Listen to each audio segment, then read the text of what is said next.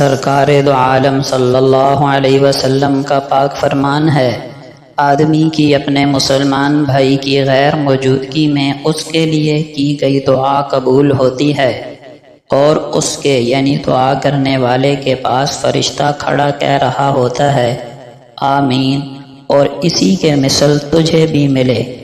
جو شخص تمام مومن مردوں اور عورتوں کے لیے بخشش کی دعا کرتا ہے، اس کے لیے ہر مومن مرد اور عورت کے بدلے میں ایک ایک نیکی لکھ دی جاتی ہے۔ والدین کی رضامندی میں رب تعالیٰ کی رضامندی ہے، اور والدین کی ناراضی میں رب تعالیٰ کی ناراضی ہے۔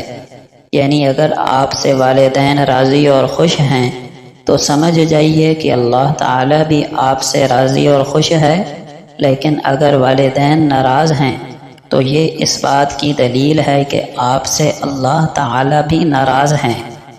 میں اور یتیم کی کفالت کرنے والا جنت میں اس طرح ہوں گے، اور آپ صلی اللہ علیہ وسلم نے اپنی شہادت والی انگلی اور درمیان والی انگلی کے ساتھ اشارہ فرمایا کہ جس طرح یہ دونوں انگلیاں ایک ساتھ اکٹھی ہیں، اسی طرح میں اور وہ جنت میں ایک ساتھ ہوں گے۔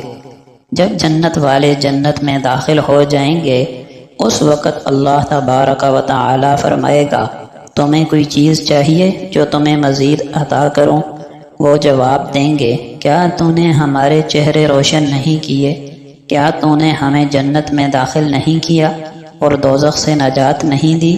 آپ صلی اللہ علیہ وسلم نے فرمایا چنانچہ اس پر اللہ تعالی پردہ اٹھا دے گا تو انہیں کوئی چیز ایسی عطا نہیں ہوگی جو انہیں اپنے رب تعالی کے دیدار سے زیادہ محبوب ہو۔